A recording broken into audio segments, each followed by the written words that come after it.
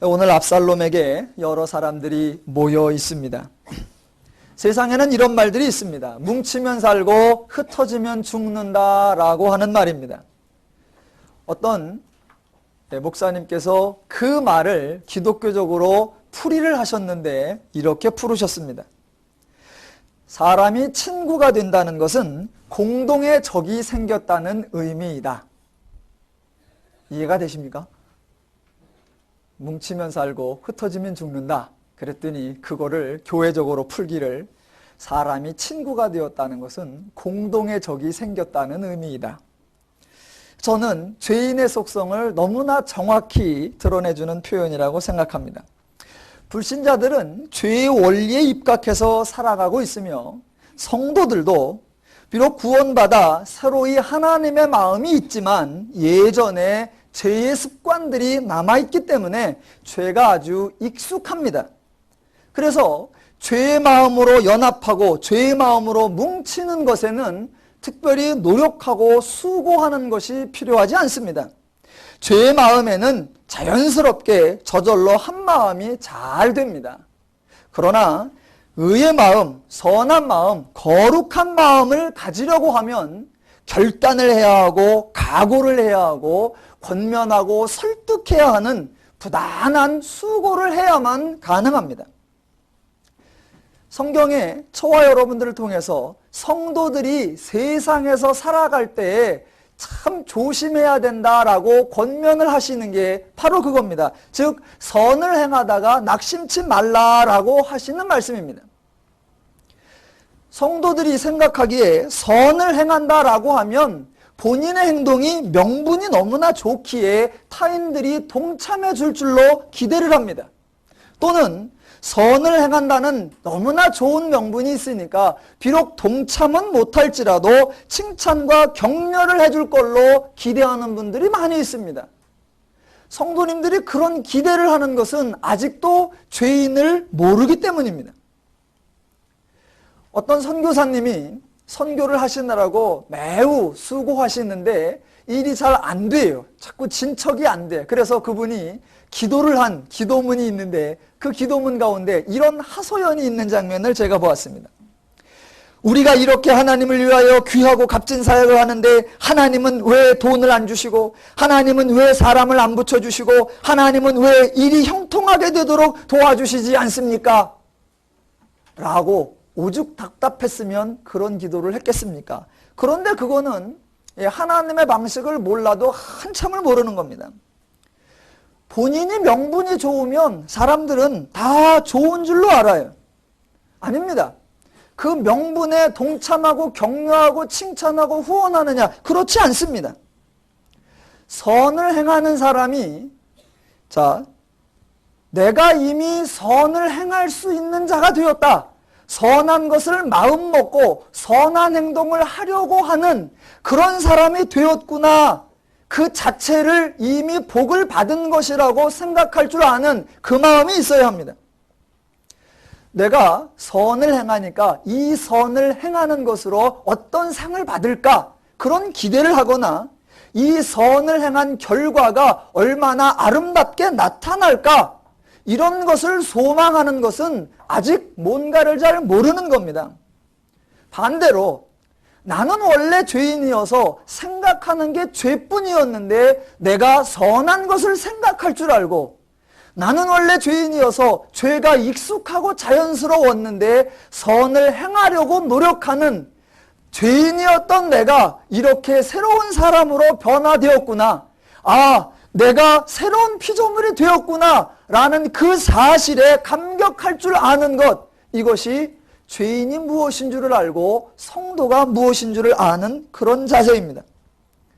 이걸 모르면 조금만 선을 행하려고만 해도 벌써 하나님 앞에 덤비고 따지고 듭니다. 우리가 죄인이었다는 사실을 모르고 사람들이 아직도 죄의 기질에 잡혀 있다는 것을 이해하지 못하기 때문에 나오는 오해된 행동들입니다. 압살롬은 암논을 살해하고 스스로 도망하여 그술에 살면서 머물러 있을 때에 요압이 다윗 왕을 잘 구슬러서 예루살렘으로 돌아오게 했습니다. 압살롬은 암논을 죽인 살인자로서 죽어야 마땅한 자가 생명을 연명했고, 추방당해서라도 그술에서라도 살아있음이 감지덕지한 것이 당연한데, 죄인은 그렇게 생각하지 않는다는 것입니다. 죽어야 되는데 살려주었고, 그술에 머무는 것도 고마운데 요압에 의해 예루살렘에 왔으면 고향 땅에 온 것만으로도 과분하다고 여겨야 되는데, 예루살렘에 와서 몇 해가 지나다 보니 과분한 것은 다 사라지고 왕이 자신을 만나주지 않는 것이 화가 나고 자신을 인정해주지 않는 것이 서운하고 분개가 되는 겁니다. 죄인은 은혜를 기억할 줄 모르고 은혜를 감사할 줄 모릅니다. 그게 죄인입니다. 성도님들은 선을 행하시다가 죄인의 그런 행동에 낙담하시면 안 되고, 죄인은 원래 그렇다라는 것을 알고 계셔야 합니다. 그래서 죄인이, 이 압살롬이 이제 예루살렘에 머물러 있다가 새로운 계획을 세웁니다. 자기를 위하여 병거와 말들을 준비하고 전대 50명을 세워놓고 그 다음 단계를 세우는데, 성문 곁에 서서 사람들의 마음을 얻으려고 노력을 합니다. 재판을 받기 위해 뭔가 억울하고 뭔가 원통한 일이 있는 사람들이 올 때에 그 사람들을 붙잡고, 왕은 아직 재판관을 세우지 않았으니 내가 너를 위하여 공평하게 일을 처리해 주리라 라는 그런 일들을 진행하고, 그 진행은 순조롭게 이어져 백성들의 마음을 얻습니다. 그래서 백성들의 마음이 압살롬에게로 모아졌고, 헤브론에서 왕에 대하여 반역을 행하는 그런 단계까지 이릅니다. 자, 압살롬이 반역을 할 때에 그 주변에 사람들이 모였습니다. 그 주변에 모였던 사람들은 아마도 압살롬의 도움을 받은 자, 즉 압살롬에게 은혜를 받은 자이었을 것입니다.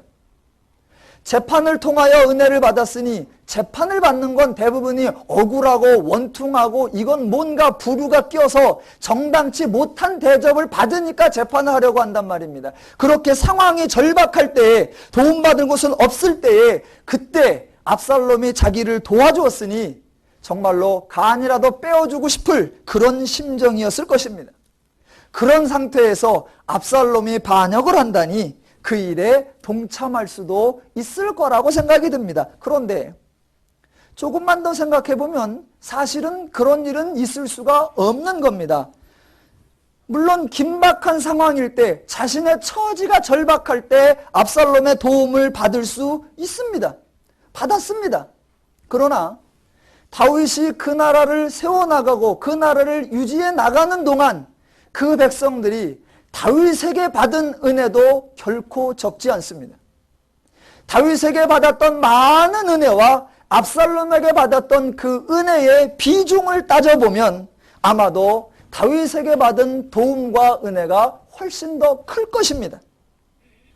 그런데 사람들은 정당하게 행동하지 않는다는 겁니다. 죄인들은 공평하게 옳게 행동하지 않는다는 겁니다.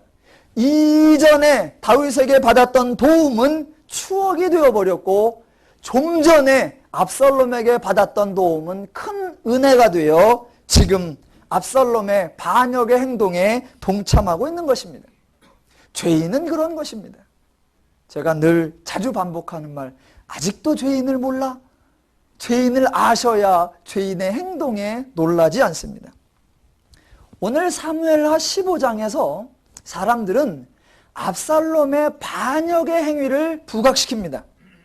대부분의 사람들이 다윗에 대한 존경에 몰입해 있기 때문에 다윗은 가능한 한 미워하고 다른 사람들의 잘못을 부각시켜 압살롬을 큰 반역 죄인으로 몰아세우는 데 익숙해져 있습니다. 그런데 한번 잘 생각을 해보십시오. 다윗에 대해 반역을 일으키는 압살롬은 어떤 마음을 가지고 있을까라는 겁니다. 한번 이렇게 가정을 해보십시오. 만약 압살롬이 생각하기에 다윗은 하나님이 세우신 왕이고 하나님에 의하여 세움받은 다윗은 늘 하나님의 마음에 합하게 행동하고 있고, 그러니까 하나님이 늘 다윗을 지키며 보호하며 인도하며 공급하며 주관하며 책임지고 계시다 라고 생각을 했다면 압살롬은 다윗에게 반역을 꿈꿀 수 있었을까요? 그렇지 않다라는 것입니다.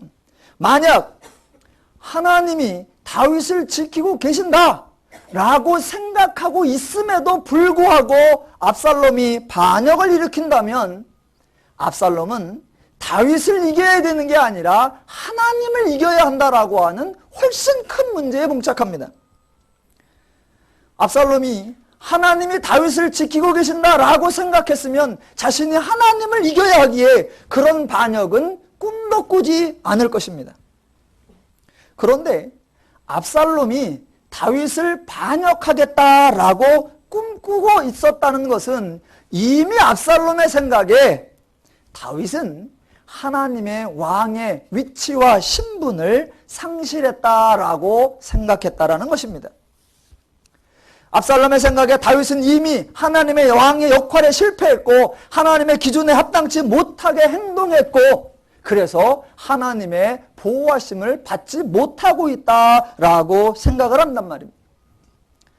압살롬의 반역 장면에서 우리는 압살롬이 얼마나 못된 놈인가 그쪽을 강조하는 것이 아니라 압살롬이 그런 생각을 할 수 있는 여지를 남겨놓은 다윗이 어떻게 하나님의 왕의 역할, 하나님의 중재자의 역할, 백성에게 하나님을 가르쳐야 하는 왕의 기능을 올바로 감당치 못하고 실패했는가라는 그것을 확인해야 합니다. 본문에 나타나는 대로 사람들이 재판을 받으러 갈 때에 압살롬이 말하기를 왕은 아직 재판관을 세우지 아니하였으니 내가 공평하게 재판해 주리라 라고 말할 때에 그 당시 이미 다윗이 모든 일을 선하고 의롭게 공평하게 처리하고 있었다라고 하면 백성들은 아무도 듣지 않았을 것입니다. 당신이 누군데 무슨 소리야? 하나님께서 다윗을 세우셨고 그 다윗이 이 나라를 얼마나 하나님의 원리대로 하나님의 뜻대로 하나님의 방식대로 공평하게 다스리고 있는데 당신이 누군데 나서서 그래? 우리는 하나님께로 갈래, 다윗에게로 갈래 라고 해야 되는데 압살롬의 시도가 성공했다라고 하는 것이 이미 다윗이 자신의 역할을 실패했다라고 하는 증거가 되는 것입니다. 자, 다윗의 그런 실패가 있다 하더라도 그러면 압살롬의 생각과 행동은 옳았느냐? 그렇지 않습니다. 이스라엘의 왕이라고 하는 위치는 절대로 통치자가 아닙니다. 통치자가 아니기에 백성이 세울 수 있는 것도 아니고 백성이 선출해서 뽑을 수 있는 것도 아닙니다. 백성들의 마음을 도적질해서 이스라엘 왕, 즉 하나님이 세우시는, 하나님을 가르치는 역할을 감당하는 그런 존재가 될 수 있느냐? 없습니다. 하나님의 사람은 여론몰이에 의하여 추대되는 그런 존재가 아닙니다. 그런데 압살롬은 다윗이 이미 하나님의 중재자의 역할을 실패했음에도 불구하고 그 위치를 유지하고 있는 것을 보면서 이제 이 나라는 하나님의 왕이 아니라 그냥 왕이구나 라고 생각을 하여 누구라도 백성의 마음을 얻으면 왕이 될 수 있다라고 생각을 하는 것입니다.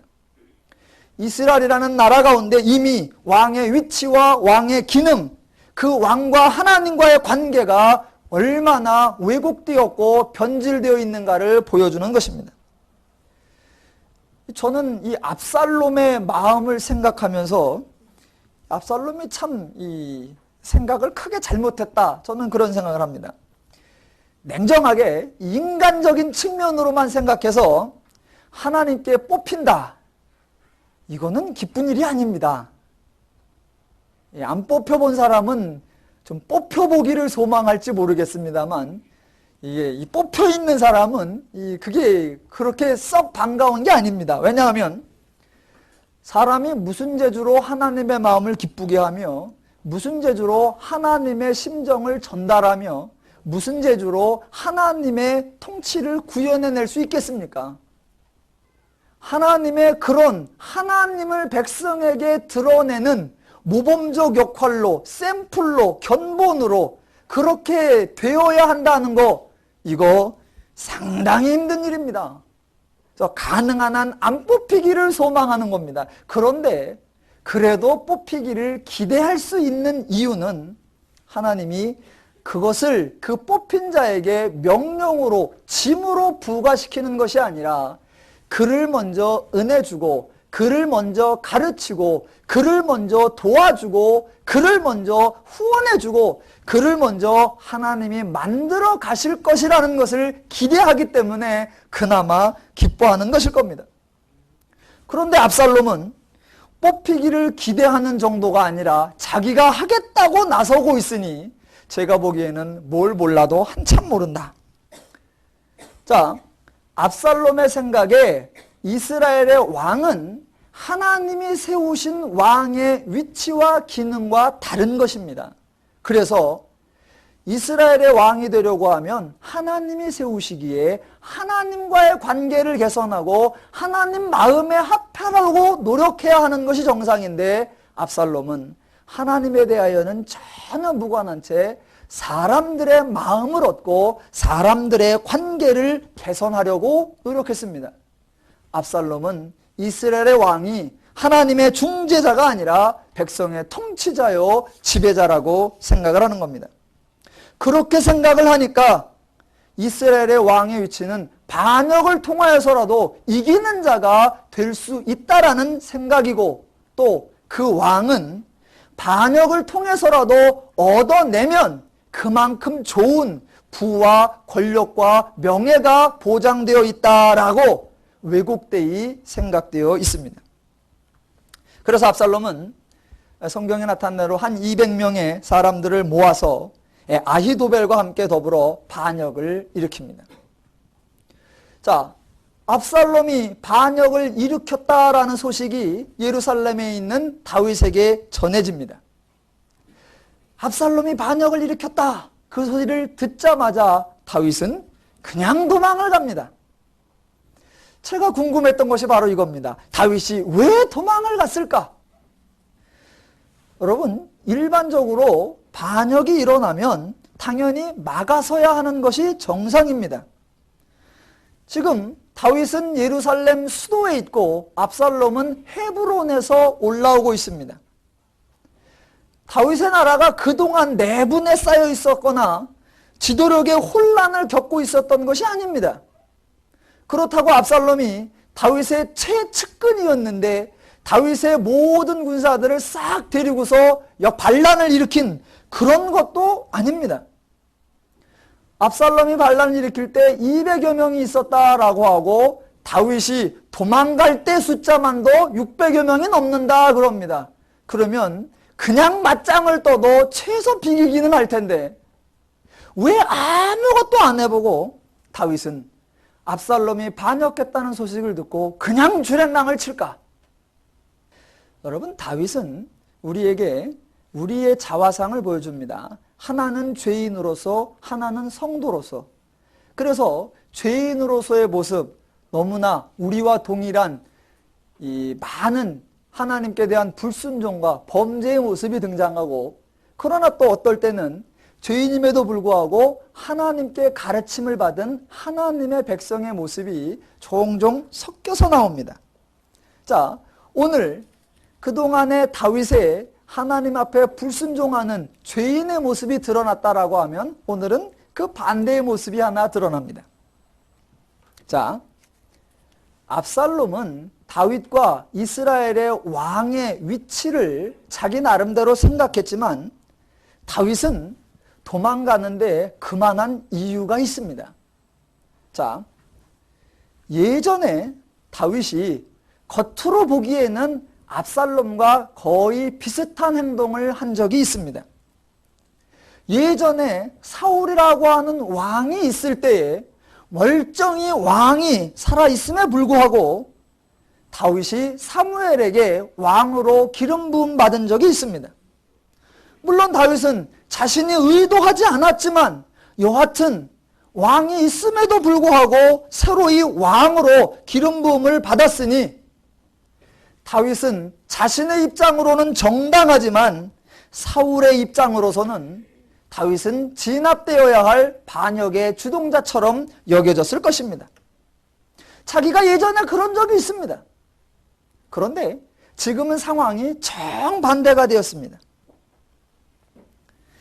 비록 자신이 하나님의 뜻에 온전히 순종치 못하여 하나님을 드러내는 왕으로서의 역할을 잘 감당하지 못했다는 것을 본인도 알고 있습니다.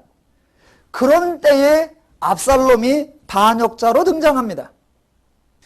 자, 압살롬이 반역을 했다는 소식을 듣고 다윗은 이렇게 생각을 하는 겁니다.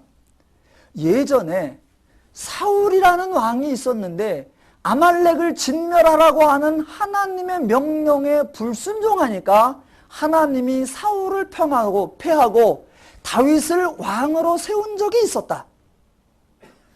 오늘날 다윗이라고 하는 내가 하나님의 왕으로 있지만 하나님의 말씀에 불순종하였을 때에 하나님이 나를 패하고 압살롬을 새로운 왕으로 기름 부었을 수도 있다. 다윗은 지금 그 생각을 하는 겁니다. 지금 만약 그 압살롬을 자기가 가로막으면 하나님이 압살롬을 통하여 일하시고자 하는 일을 자기가 막아설 수도 있는 것이다 라고 생각을 하는 것입니다. 자, 혹자들은 이렇게 생각할 수 있습니다. 그것은 다윗의 너무 오바입니다. 다윗의 그건 판단착오입니다. 왜냐? 아유, 사울 때하고 다윗 때하고는 차원이 다릅니다 라고 말할 수 있어요. 왜 다르냐? 그때 사울은 미쳤었잖아요. 정신이 없는 미친 자이니까 미친 사람이 왕을 제대로 통치하겠습니까? 그러니까 다윗이라고 하는 하나님의 마음에 합한 영리하고 지혜롭고 똑똑한 자를 세울 수 있지요. 그러나 지금 다윗은 미치지도 않았고 설사 다윗이 잘못했다고 칩시다. 다윗이 잘못했으면 새로이 세우는 사람은 더 나은 사람이어야지. 그래, 암논을 죽인 그런 살인자인 압살롬을 세운다는 게 말이 됩니까? 라고 말할 수 있습니다. 그 말에 저는 말이 됩니다 라고 말합니다. 자, 하나님 앞에 불순종했던 사울이나 지금 하나님 앞에 불순종한 다윗이나 다른 게 있다 없다? 없습니다. 같습니다. 그러면 사울이 보기에 너무나 초라해 보였던 그 다윗이 왕이 되는 거나 다윗이 보기에 살인자인 압살롬이 왕이 되는 거나 둘 다 비슷하다 다르다. 그게 그겁니다. 사울과 다윗도 그놈이 그놈이고 다윗과 압살롬도 그놈이 그놈입니다. 왜? 하나님이 쓰시는 기준에 합당한 사람이란 원래부터 없기 때문입니다. 지금 자신이 하나님의 왕으로서의 역할을 올바로 수행해내지 못할 때에 하나님이 압살롬을 세우신다면 그것은 가능합니다. 그래서 이 일이 나를 향하신 하나님의 압살롬을 통한 일일지 어떻게 아느냐? 그 하나님의 일하심일지도 모른다는 가능성 때문에 다윗은 그냥 도망가는 것입니다. 다윗이 압살롬을 피해서 이제 피난길을 갑니다. 피난길을 떠나는데 여러 신복들이 다윗과 동행했다 그러고 특별히 사독과 그 제사장들은 여호와의 법궤를 들고 나왔다라고 되어 있습니다. 아마도 다윗의 가는 길에 여호와의 법궤가 함께하여 하나님의 은혜를 구하기 위한 그런 의도였을 것입니다. 자, 그때에 다윗은 아주 신앙의 바른 모습을 보여줍니다. 여러분, 신앙은 하나님의 있는 곳에 내가 있는 것이지 나 있는 곳에 하나님을 모셔오는 게 아닙니다. 하나님의 계시고 하나님의 원리, 하나님의 마음, 하나님의 뜻, 하나님의 방식이 있으면 내가 그 하나님께로, 하나님 방식으로, 하나님 원리로, 하나님 마음에게로 가면 그 하나님의 뜻과 원리와 방식이 이미 자유와 평화와 안식과 행복이기 때문에 저절로 행복이 되는 겁니다. 그게 반대로 내가 있는데 나의 것을 이루기 위하여 하나님을 모셔오고 하나님의 능력을 땡겨오고 하나님의 어떤 방식을 끌어오는 그런 것이 아닙니다. 이 말은 나의 마음과 하나님의 마음이 있을 때 무조건 내 뜻을 포기하고 하나님의 뜻대로 하라 이런 것이 아닙니다. 내 뜻과 하나님 뜻 중에 하나님이 더더욱 나를 향한 더 좋은 뜻이 있다는 것을 알아 하나님께로 하는 겁니다. 그래서 기독교에는 포기, 부인, 절제, 단념 이런 거는 없는 겁니다. 언제나 선택입니다. 더 나은 것으로, 더 옳은 것으로 나아가는 겁니다. 자, 잘 보십시오. 제사장들이 법궤를 들고 왔을 때 다윗은 고맙다. 그래도 너희들은 나를 배반하지 않고 그래도 법궤라도 들고 와 내가 보호받기를 원해 주었구나. 고맙다. 다행이다. 라고 말하지 않고 돌려보냅니다. 25절입니다. 왕이 사독에게 이르되 하나님의 궤를 성으로 도로 메어가라. 만일 내가 여호와 앞에서 은혜를 얻으면 도로 나를 인도하여 내사 내게 그 궤와 그 계신대를 보이시리라. 자, 그리고 또 하나 멋있는 말이 26절입니다. 그러나 저가 말씀하시기를 내가 저를 기뻐하지 아니한다 하시면 종이 여기어 있사오니 선히 여기시는 대로 내게 행하시옵소서 하니라. 자, 사람들은 다윗의 신앙의 모델, 다윗의 성숙한 이 성도의 샘플로서 엉뚱한 것을 끌고 옵니다. 다윗이 하나님을 위하여 성전을 지어드렸다. 야, 얼마나 대단하냐. 또 다윗이 성가대를 자그마치 4,000명이나 두었다. 얼마나 대단하냐. 야, 다윗이 시편을 무려 수백 편을 지어서 하나님을 노래했다. 얼마나 대단하냐.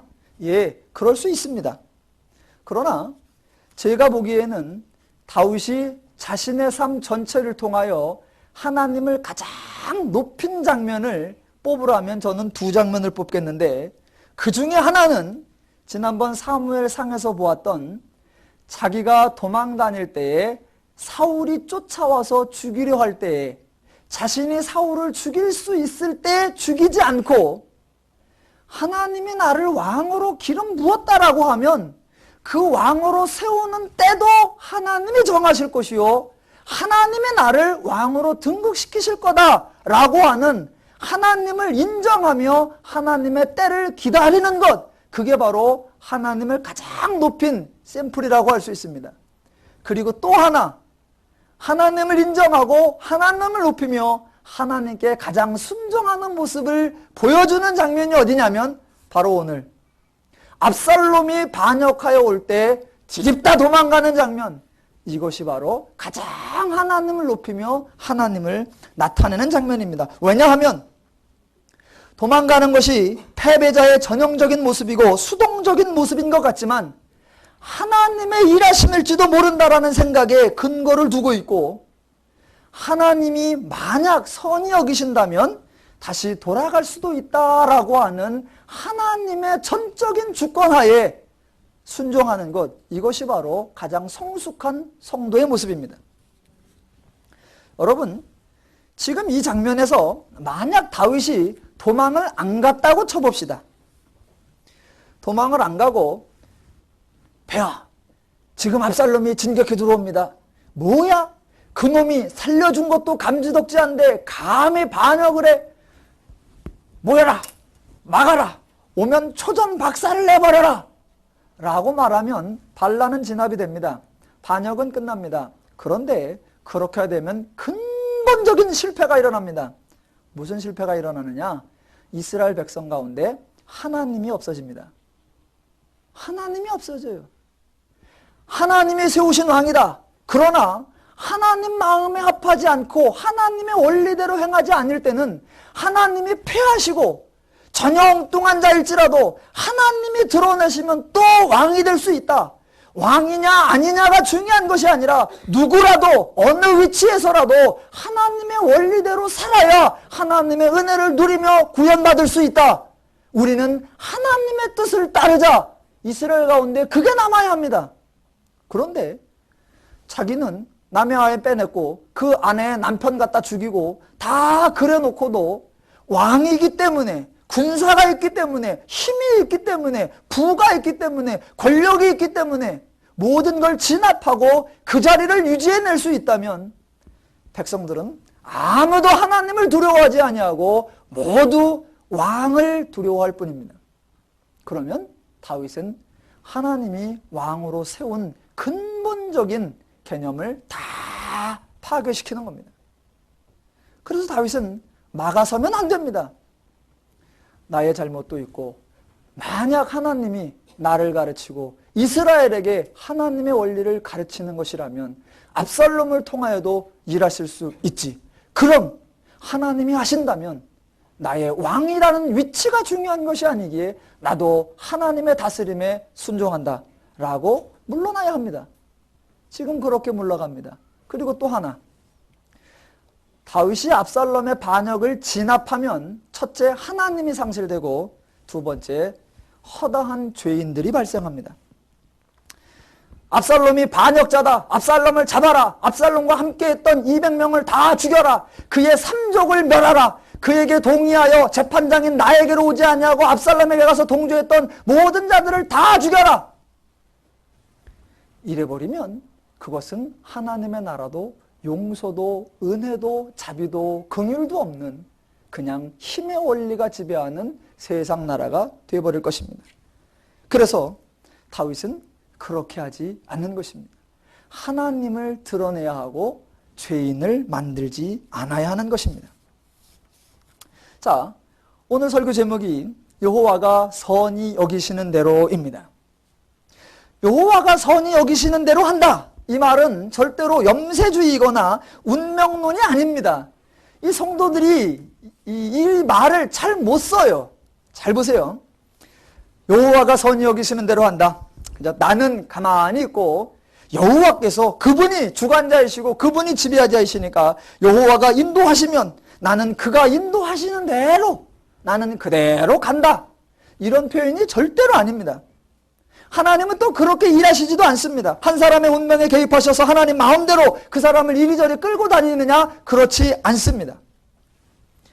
자, 다윗이 보여주는 또 하나의 멋있는 장면이 바로 이 말과 행동 속에 들어있습니다.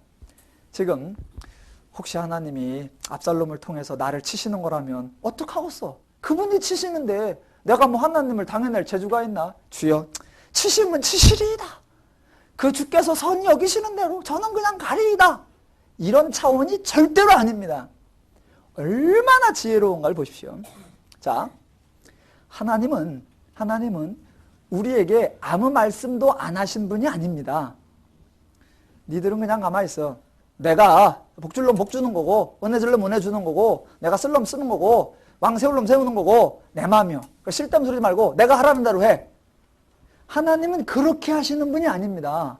하나님은 먼저 벌써 이미 already 하나님의 원리, 하나님의 뜻, 하나님의 방식, 하나님의 의도, 하나님의 마음, 하나님의 법 이런 것을 다 가르쳐 주셨습니다.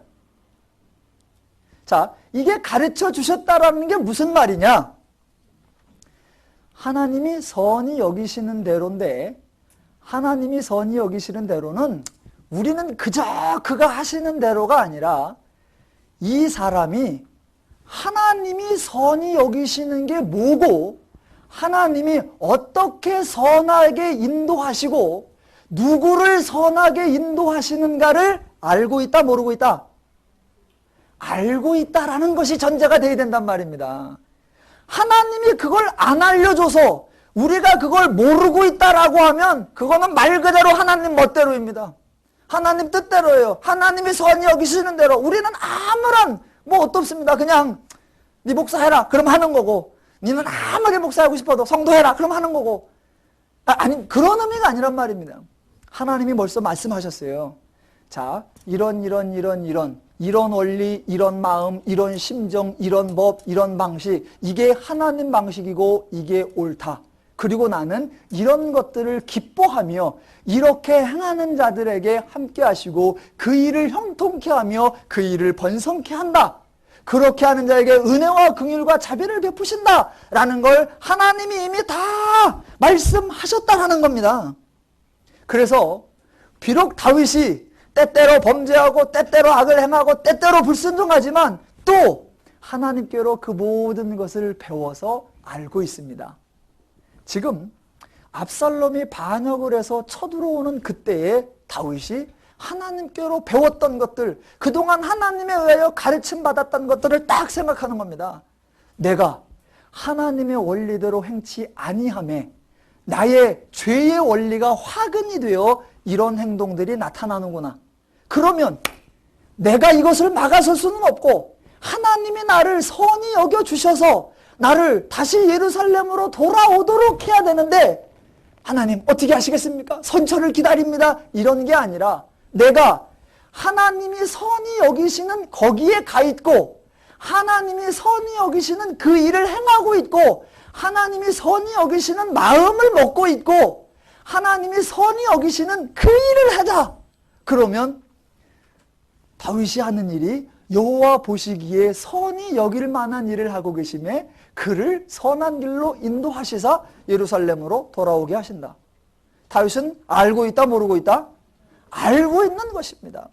이게 바로 성도의 특권이요 성도다움을 유지하는 것입니다. 잘 보십시오. 다윗은 절대로 수동적인 자세로 그저 막막히 하나님의 인도하심을 기다리고 있는 것이 아니라 자기 자신이 이미 하나님께서 선히 여기시는 쪽으로 인도할 그 행동을 벌써 하고 있는 거란 말입니다.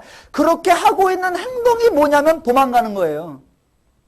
압살롬을 제압하는 게 아니라 압살롬의 반역에 도망가는 거예요. 왜? 그 도망간다는 행동이 하나님의 일하심을 인정하며 허당한 죄인을 만들어내지 않는다라고 하는 행동이란 말입니다. 다 보십시오. 왜 그렇게 하느냐? 자, 다윗은 자기 자신도 하나님 보기에 합당치 않은 일을 행했었습니다. 압살롬이 암논을 죽였다, 살인자다. 자기는 아니요. 압살롬하고 다윗하고 하면 누가 더 나쁜 놈이다? 다윗이죠. 그래도 압살롬은요, 암논의 못된 행위를 징계하고자 한 어떻게 보면 거룩한 행동을 한 의분을 행한 의사입니다. 그런데 다윗은 이 눈이 멀어서 엉뚱한 짓을 하려고 자기 욕망을 채우기 위하여 살인을 행한 더 행악한 자입니다. 그랬던 다윗이 나단에 의하여 죄를 지적받고 하나님 앞에 사죄하니까 하나님이 용서하셨습니다. 하나님의 용서하심으로 말미암아 생명을 부지하고 있는 자신이 자신을 향하여 범죄하고 있는 자를 죄로 정하여 다 죽여버린다라고 하면 하나님의 긍휼과 자비와 은혜가 어디 있고 하나님의 용서가 어디 있고 그 나라 가운데 어찌 평화와 질서와 안녕이 있겠냐는 것입니다.